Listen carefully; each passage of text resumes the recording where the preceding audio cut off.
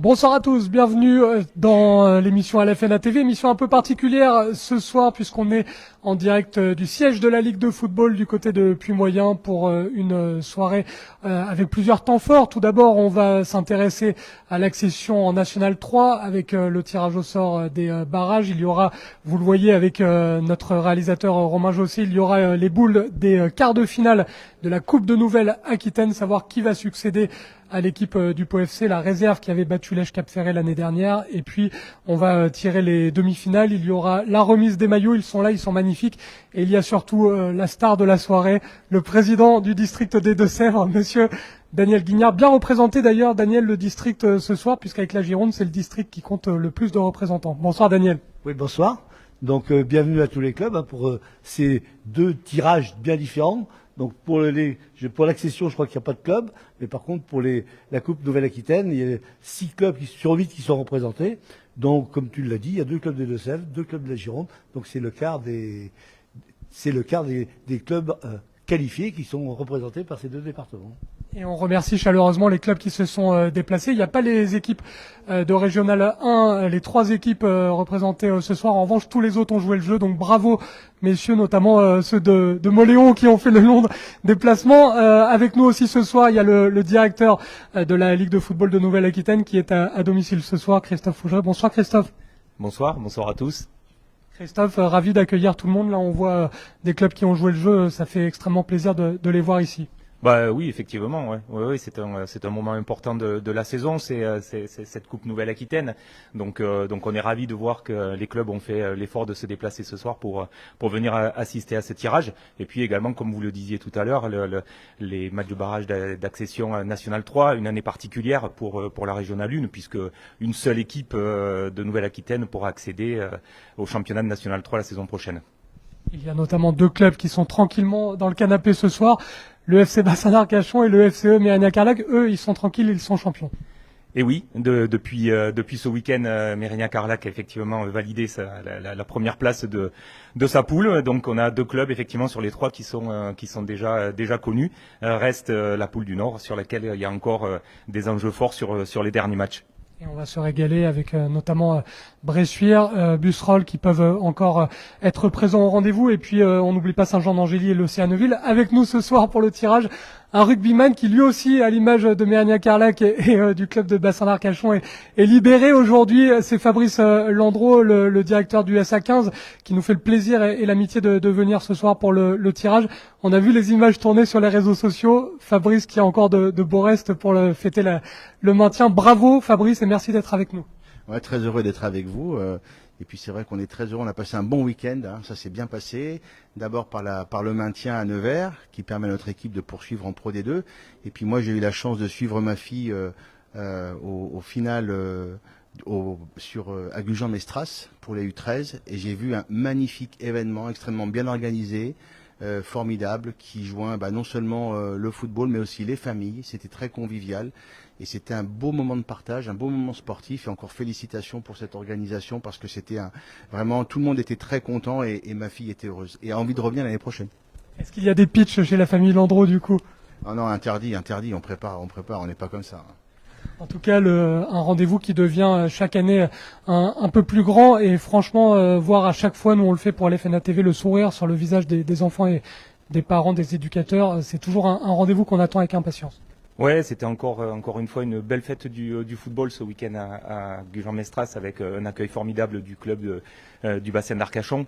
Comme tous les ans, ça fait 6 ans que l'événement se passe là-bas et on est toujours surpris par la qualité du bénévolat dans ce club et la richesse des personnes qui ont été présentes. Et puis effectivement une équipe de la Ligue de football qui s'est beaucoup mobilisée en amont pour préparer cet événement, mais également sur ce week-end, un samedi un peu pluvieux, mais une très belle journée dimanche qui a abouti à la qualification donc de 2 clubs pour les finales nationales qui se dérouleront à Cabreton le 8 et 9 juin. Et donc chez les garçons, c'est Langon qui s'est qualifié et chez les filles, c'est les Girondins de Bordeaux. Daniel, on rappelle un petit peu, on l'a dit, FCE Mérignac-Carlac et FC Bassin d'Arcachon qui sont en tête. Et puis dans la poule A, un suspense incroyable avec les 4 équipes. C'est Bressuire, Neuville, Buxerolles et Saint-Jean-d'Angély encore. Donc il reste Bressuire un match en retard. Donc ce week-end déjà ils vont à Rochefort demain mardi soir, un match en retard. Donc on ne sait pas. Eux ont leur destin en main. S'ils font pas de faux pas, ils finissent premiers de leur poule. S'ils font un faux pas, Neuville, Buxerolles, voire Saint-Jean peuvent prendre la place. Donc là, ça sera indécis jusqu'au dernier match. On rappelle 37 points Neuville actuellement en tête, 37 points également Bressuire, 36 points pour l'ES Buxerolles et puis Saint-Jean d'Angély 4e, un peu décroché mais 32 points, toujours là. C'est toujours là, toujours présent. Donc il faut faire les matchs. Et on va tirer donc Daniel pour savoir qui aura tout simplement le premier match, notamment ça sera A contre B, reste à savoir qui sera qui. Alors, donc voilà, le principe, il est très simple. Ici, on a les groupes, c'est-à-dire le nord, le centre et le sud. Ici, on a les lettres. Ce qui veut dire que nous allons tirer un groupe, le nord, le sud, le premier. On tirera une lettre. Si c'est la A, c'est la A, donc, qui recevra systématiquement, et la B se déplacera systématiquement. Et la C, ensuite, elle sera dépendante du premier match, A contre B. Si A gagne, donc ça sera B qui recevra C, et si c'est B qui gagne, ça sera A qui recevra. Voilà, donc tout le monde fait un match à la maison et un match à l'extérieur. Ce qu'il faut savoir, c'est que les groupes appartiennent à une lettre et systématiquement, A reçoit, B se déplace le premier match. Voilà ce qu'il faut savoir. Donc, Christophe, et puis, oui, si vous voulez avancer, on va pas procéder au tirage. Donc, on va commencer par, on va commencer par tirer, par les lettres. Ça, c'est les groupes. On va tirer le groupe. Vas-y. Brosse. Hein. Voilà, pour ça, elles sont chaudes. Donc, je souhaitais qu'on le fasse en direct pour que les clubs voient bien qu'il n'y a rien de, comme on fait habituellement, que ce soit bien clair, parce que quelquefois, on a tendance à dire, ouais, il n'y a personne et tout, comme ça. Il y a du public. Toi, tu me le donnes. Alors. Poule centre R1. Donc, ce sera le premier de la poule centre R1, c'est-à-dire on va lui tirer, donc il sera affecté à telle lettre, Christophe.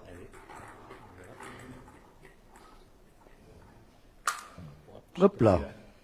Je suis désolé. Ah, Christophe, il casse le matériel. Mais ce n'est pas grave. Alors. Eh bien, c'est la lettre A. A. Donc, on sait que le club vainqueur de la poule centre recevra, c'est-à-dire c'est Mérignac-Arlac qui recevra pour le premier match. On continue.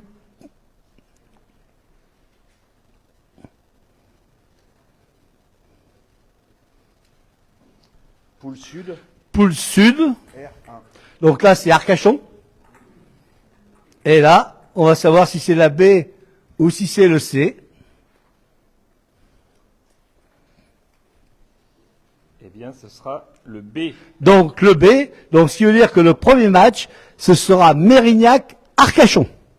On va tirer quand même la dernière boule pour voir quand même il y a bien tout le monde. Il n'y a pas d'erreur. Poule nord. Donc le vainqueur de la poule nord est bien affecté, j'espère, à la lettre C. Eh oui. Est affecté à la lettre C. Donc, le C jouera contre le perdant du premier match, mais on ne sait pas si ça sera à domicile à l'extérieur, suivant qui est-ce qui va gagner ce premier match, entre Mérignac et Arcachon. Donc voilà, c'est fait.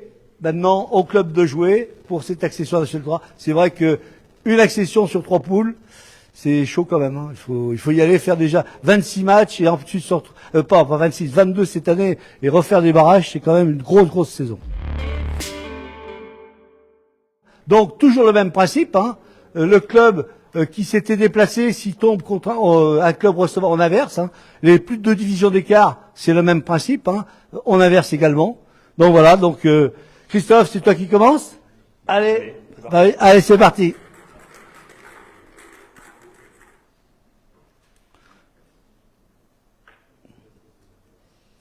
Et donc le premier club. J'arrive pas à lire, je sais pas. Alors là, on n'est pas bien là. Si, pardon. Aix-sur-Vienne.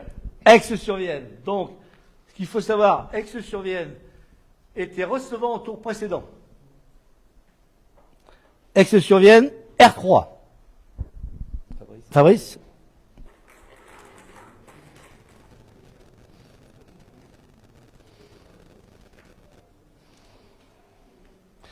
Donc, Villeneuve Jeunesse, Régional 1, donc, qui était visiteur, mais ça reste en détail, il y a 2 divisions d'écart. Donc, le premier match sera Aix-sur-Vienne qui recevra le club de Villeneuve.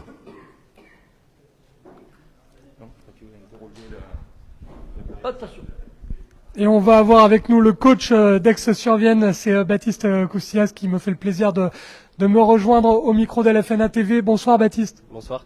Baptiste, heureux de ce tirage. Gros morceau parce que la jeunesse villenavaise, on les connaît. C'est un club qui performe très fort en Régional 1, qui est tombé sur un os avec le FC Bassin d'Arcachon, mais c'est un gros club. Nous, on est content déjà de pouvoir recevoir. C'était la priorité, on va dire, pour le club. Et recevoir une équipe de R1 qui joue le haut de tableau, ça sera un bon match à la maison devant nos supporters. Donc oui, on est satisfait de ce tirage. Satisfait aussi de venir ce soir au siège récupérer les maillots. C'est toujours un moment attendu par les joueurs, certes, mais aussi par le coach, mine de rien. Oui, les joueurs, ils sont très contents. Ils se sont battus pour accéder à ce tour. Donc ils sont contents de pouvoir recevoir ces maillots et recevoir encore une fois un club de Régional 1 à la maison. Ça va faire plaisir à tout le monde. On attend combien de spectateurs là pour un match comme ça, un quart de finale historique pour le club? J'espère le plus possible. On a déjà fait des fortes affluences cette saison avec Panazol, notamment Régional 3 et là sur le tour précédent face à Fetia. Donc j'espère qu'il y aura encore plus de monde et de bruit pour supporter les joueurs et essayer d'atteindre les demi-finales de la compétition. Avec un magnifique violet qui va arriver tout de suite avec Vincent Vallée qui va remettre les équipements. Il est beau, Baptiste, ce maillot. Il est magnifique. Et pour une fois, on a la chance de pouvoir jouer en violet, donc c'est parfait. Ça va permettre de défendre encore plus les couleurs. Et c'est presque aussi un petit peu le violet de la Ligue de football de Nouvelle-Aquitaine. On espère que ça va vous porter chance, Baptiste. Bravo pour le parcours. Un mot juste sur le championnat, parce qu'on sait que c'est toujours difficile de concilier les deux à ce niveau. Tout se passe bien? Oui, on est pour l'instant dans nos objectifs. L'objectif c'est de remonter en Régional 2. Pour l'instant, on est dans les cordes. On a 2 matchs de retard sur nos concurrents. Si on les gagne, on peut potentiellement être premier et avoir notre destin entre nos mains. Donc c'est l'objectif principal de la saison. Donc pour l'instant, tout va bien. Bravo à vos joueurs, bravo à toute l'équipe et bravo à vous, Baptiste. Merci beaucoup, Baptiste. Donc on rappelle le tirage au sort, la première affiche sous les applaudissements, Aix-sur-Vienne qui jouera donc la jeunesse villenavaise. Daniel, fallait mieux les recevoir parce que la jeunesse villenavaise c'est un gros morceau du district de la Gironde. C'est un gros morceau du district de la Gironde, là. On fera un bon match. Mais Aix est un habitué, donc connaissant le président, qui est le président depuis très très longtemps, parce que on s'est croisés à notre époque quand j'étais pas président de Chorel, tu étais déjà président de Aix. Ça date, il y a des années. Voilà. Donc c'est bonne chance que le meilleur gagne, comme on dit. C'est que du football à un moment. Il faut rester. Donc on va continuer le deuxième match. Christophe. Je vais mettre les lunettes également, pour le lire.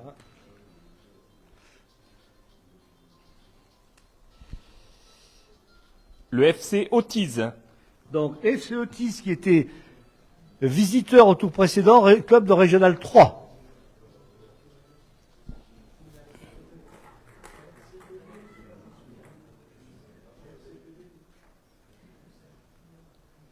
Partenaire.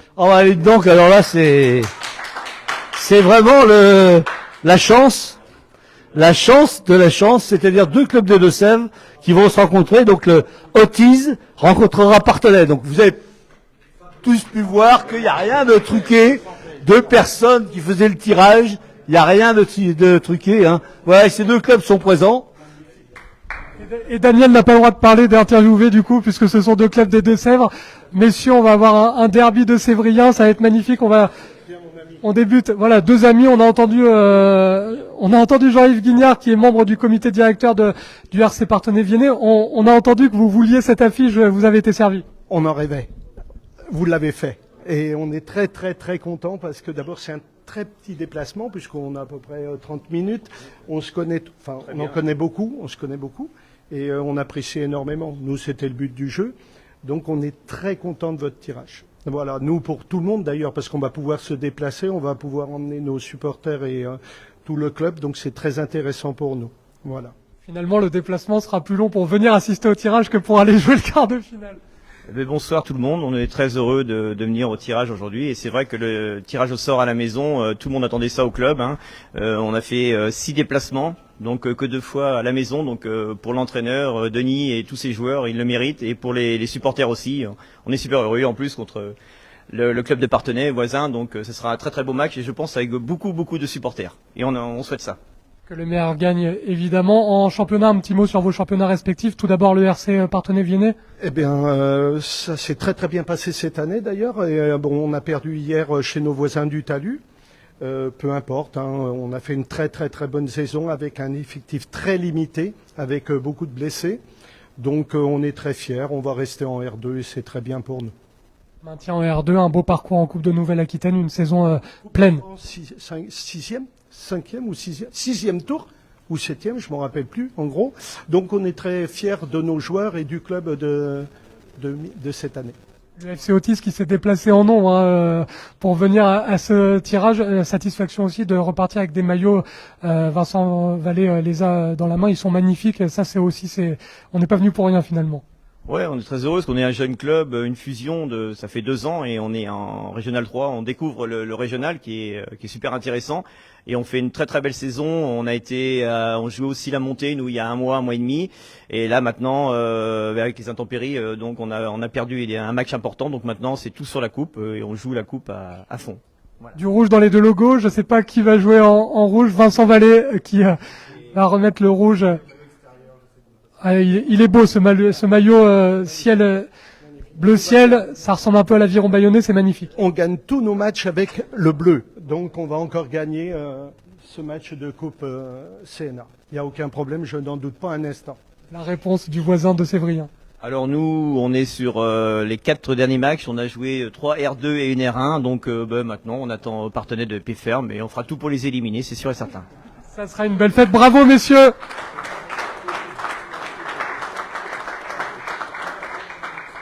La pause avec les maillots et est-ce que ça va être Daniel Guignard qui va donner le coup d'envoi de cette rencontre, c'est la question. Non, il laissera à la place. Voilà, non, c'est bien, c'est la fatalité, c'est le tirage. C'est le jeu du tirage. Donc Christophe, on continue pour le 3e match.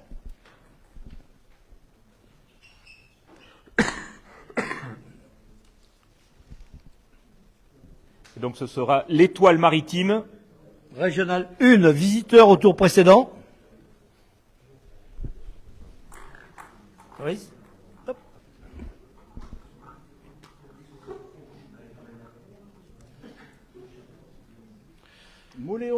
Moléon. Et ces superbes fêtes. Régional 3, visiteur au tour précédent. Et vu que l'Étoile Maritime était visiteur au tour précédent, donc ce sera Moléon qui se déplacera à l'Étoile Maritime. C'était 2 clubs visiteurs. Ah, pardon. L'Étoile Maritime, excusez-moi. Et R1, Étoile Maritime. R1, donc c'est l'Étoile Maritime qui se déplacera à Moléon. 2 divisions d'écart. Oui, l'Étoile Maritime n'est pas là, je crois, mais le club de Moléon a fait le grand déplacement. Donc, ils reçoivent, c'est très bien pour eux. Ils ne sont pas déplacés pour rien. Et Pascal Baz, un habitué désormais de LFNA TV, puisque c'était notre invité la semaine dernière. C'est le hasard. Bonsoir Pascal. Bonsoir, ravi de vous revoir. Avec grand plaisir. Pascal qui nous vantait les mérites de ce club familial qui réalise une belle saison. Vous allez jouer une équipe de coupe parce qu'en championnat, l'Étoile Maritime est reléguée. En revanche, ils ont fait un gros parcours en Coupe de France, un beau parcours là en Coupe de Nouvelle-Aquitaine.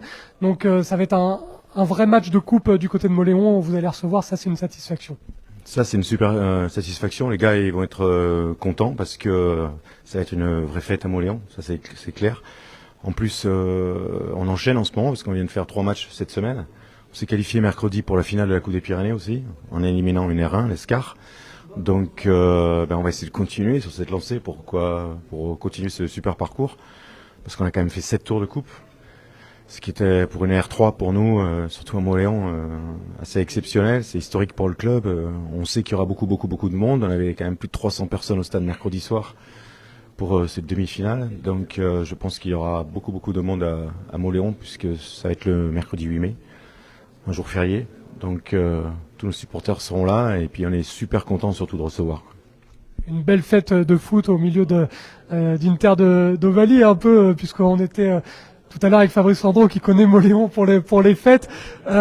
Moléon qui cette année fait une grosse saison. Je suppose que le fait aussi d'avoir un club très familial avec beaucoup de valeurs, ça aide pour la coupe, parce que c'est toujours un peu spécial les matchs de coupe. Ah oui, on a tout à fait, en plus, c'est tout à fait ça. On a un esprit de coupe, parce que tous les garçons sont issus bien à 90% de Moléon. On en a 2 ou 3 qui viennent de Pau, mais qui viennent parce qu'il y a l'ambiance, parce qu'on joue le samedi soir. On a un synthétique aussi, dernière génération, donc ça attire un petit peu. Puis on a quand même, sur ces dernières années, quelques petits résultats qui font que bon, ça attire un petit peu. Mais c'est nous, on mise tout sur la formation au sein du club. D'ailleurs, samedi, là, en championnat, j'ai fait rentrer un garçon qui a 16 ans. Donc vous voyez, qui est issu du club, qui est une petite pépite chez nous. Donc voilà, on peut vivre et survivre que grâce à ça, quoi. Vivre ou survivre avec un maillot qui va rappeler un peu la section paloise. D'ailleurs, vous parliez de Pau, un maillot vert. Normalement, le vert, ça porte chance, Pascal. Oui, c'est super parce qu'en plus, on a notre secrétaire qui était l'ancien capitaine de notre équipe l'année dernière, qui est un fervent supporter de Saint-Étienne. Donc il va être très très content. Donc les plus forts, c'est les verts, on dit. C'est exactement ça. Merci beaucoup Pascal et le meilleur pour la suite dans cette aventure. Je vous laisse poser pour la photo.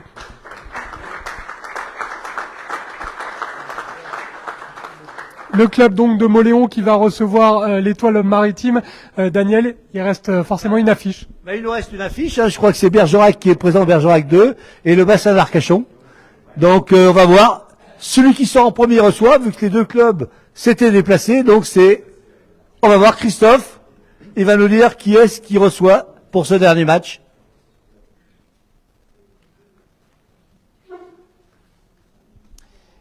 Eh bien, ce sera le bassin d'Arcachon qui recevra. Donc le bassin d'Arcachon, R1, qui joue les barrages pour accéder à N3, contre normalement Bergerac 2, s'il n'y a pas d'erreur.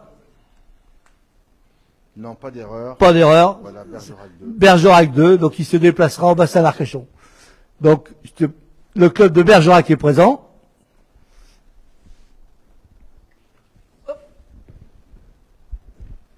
Avec Dominique Bournazel, le coach adjoint de cette équipe 2 de Bergerac. Dominique, déplacement pas évident, parce que le FC Bassin d'Arcachon, emmené par un duo d'anciens professionnels, avec Marvin Ezor, avec Christopher Glombard, beaucoup de moyens, un club très ambitieux. La petite chance, c'est quand même de les jouer avec un calendrier où il y aura l'accession peut-être au National 3. Ça peut être un coup à faire pour vous? Bonsoir à tous. Oui, de toute façon, on jouera le jeu, il n'y a pas de souci. Bon, très heureux déjà d'arriver à ce stade de la compétition et très heureux d'avoir les maillots aussi. Et on verra le match, comment ça se déroulera. Et puis, de toute façon, on fera le possible. Hein. Voilà. Au pire, on ramène un peu d'huîtres. Tout à fait, oui. En plus, on connaît bien le gardien là-bas, Anthony Loustalo, qui était à Bergerac. Et puis, on a quand même des attaches là-bas, des anciens dirigeants qui sont partis là-bas. Voilà. Au nom du club, on va dire un petit mot de l'ensemble de l'institution de Bergerac, parce que c'est quand même une saison extraordinaire. Les filles font une saison magnifique. L'équipe 1, il manque pas grand-chose pour se maintenir. Vous, la 2, vous êtes en tête. Franchement, le club de Bergerac, chez les jeunes aussi, a de bonnes performances. Coup de chapeau, faut féliciter tout le monde du côté du BPFC. Tout à fait. Les filles, donc, elles finissent premières, elles vont jouer les barrages pour monter en D3. L'équipe N2 est presque sauvée et il y a juste à valider 1 ou 2 points. Et en ce qui concerne les jeunes, bon, les 18 vont en principe jouer les barrages pour l'accession en 19 nationaux. Les autres équipes de jeunes sont bien placées aussi. Nous, notre équipe B, on a validé notre montée en R1 hier d'ailleurs. Voilà, il nous manquait une victoire, c'est fait.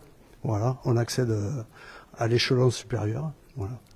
Il manque une coupe de Nouvelle-Aquitaine et ça sera parfait. Oui, un bon parcours et puis on verra bien, il n'y a pas de souci.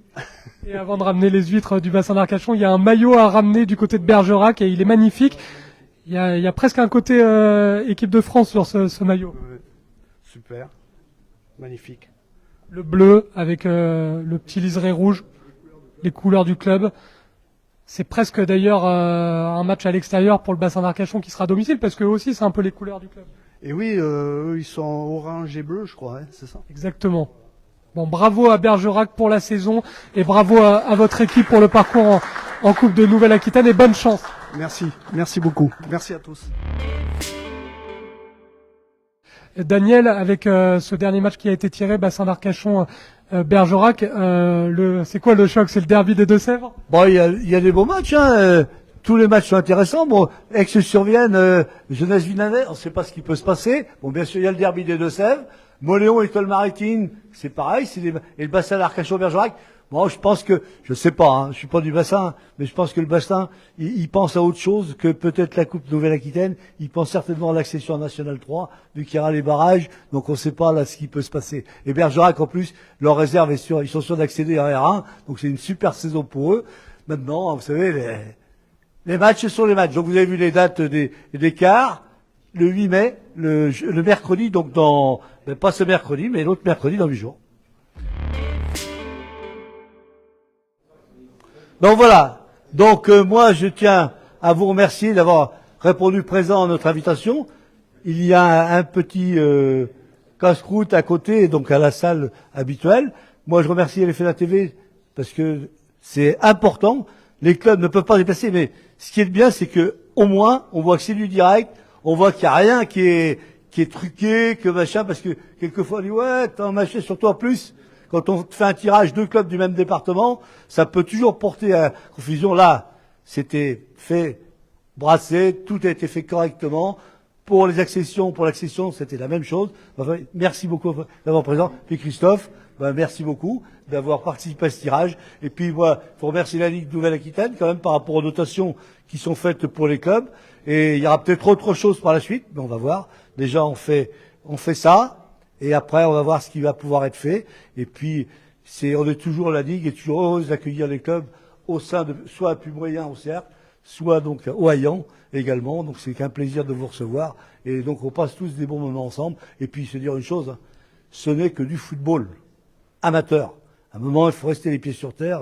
Il faut pas se prendre pour ce que l'on n'est pas. Il faut prendre du plaisir. À partir du moment du plaisir, quand je vois, comme tu disais tout à l'heure, à Jean-Mestras, au niveau des garçons et des filles, moi je connais le club chez nous qui y était, ils ont passé 2 jours sensationnels, et c'est plaisir, prendre du plaisir au football, prenons du plaisir, et puis ensuite, et les résultats, le meilleur gagne, et c'est tout, hein, c'est que du jeu. Voilà.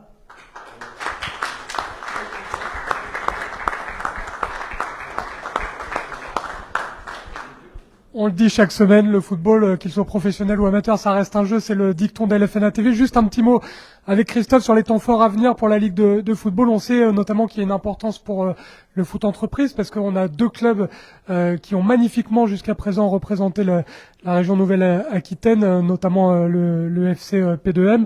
Un petit mot là-dessus, Christophe, et FC Dils, Bordeaux Dils, bien évidemment. Ben oui, on va leur souhaiter pleine réussite pour ces demi-finales. Alors, on souhaite pleine réussite aux deux, mais bon, ils s'affrontent. Donc, on sait déjà qu'on aura une équipe de Nouvelle-Aquitaine en finale. Mais ça va être une belle fête aussi pour le foot entreprise d'avoir ces 2 équipes en demi-finale cette année. Et encore une fois, un beau match à venir sur les terres girondines. Et sur les semaines à venir, d'autres temps forts aussi pour la Ligue, Christophe? Ouais, ça a été évoqué tout à l'heure par le coach de Bergerac. Hein. Il va y avoir les barrages d'accession U17, U19, une finale de coupe régionale U15 aussi qui sont à venir sur la fin du mois de mai. Je me tourne vers Vincent, mais je crois que je me trompe pas. 25 mai. On va avoir également une belle étape du beach soccer aussi fin juin à Saint-Sevé dans les Landes. Voilà, donc de beaux moments à venir. J'en oublie peut-être sur la fin de saison, mais et si quand même. Le 15 juin, finale aussi des Festival Senior avec la finale de Coupe Nouvelle-Aquitaine et puis aussi les matchs avec les vainqueurs des D1 départementales. Et on espère évidemment que tout va bien se dérouler. On pense à nos clubs aussi qui jouent encore quelque chose. Le Pau FC, on sait jamais, sur un sprint final. Les Girondins, il n'y a plus grand chose à espérer, mais on espère aussi un maximum de clubs qui se maintiennent en National 2, parce que ça va pas être évident, Christophe. Et puis nos 2 clubs, FC Choré et Chamonix-Niortais, chers à Daniel Guignard, qui se maintiennent aussi en N3. Et oui, on sait que ces championnats sont particulièrement difficiles, mais effectivement, en plus l'impact des descentes de National 3 va avoir aussi un impact sur nos championnats de R1 et notamment sur les équipes qui devront descendre en R2. On sait qu'on est encore sur une année de réforme, et donc il y a pas mal d'équipes du championnat de R1 qui vont être malheureusement qui vont subir les descentes. Donc on va souhaiter déjà que le maximum de clubs de Nouvelle-Aquitaine se maintiennent sur le championnat de National 3. Et puis oui, on va souhaiter bonne chance à toutes nos équipes. Et puis effectivement au Chamois Niortais qui joue la montée en Ligue 2. On souhaite de la chance à tout le monde. Et puis, est-ce que Monsieur Fabrice Landreau, de temps en temps, prend quelques instants pour aller voir la CFC Angoulême-Charente Football? Ah oui, alors je suis allé une fois cette année. Pas vu la victoire encore, mais il va falloir que j'y retourne quand même. Là, c'était une première. Et non, je suis leur parcours aussi proche. Et puis ma fille étant maintenant fait partie de la CFC, on est obligé de s'investir un petit peu plus. Donc pour l'instant, je suis très investi dans le football féminin. Le football masculin, on verra un peu plus tard. On en a besoin en Ligue Football Nouvelle-Aquitaine d'investissement dans le foot féminin. Fabrice, merci d'être venu. Qu'est-ce qu'on souhaite au SA15 du coup d'ici la fin?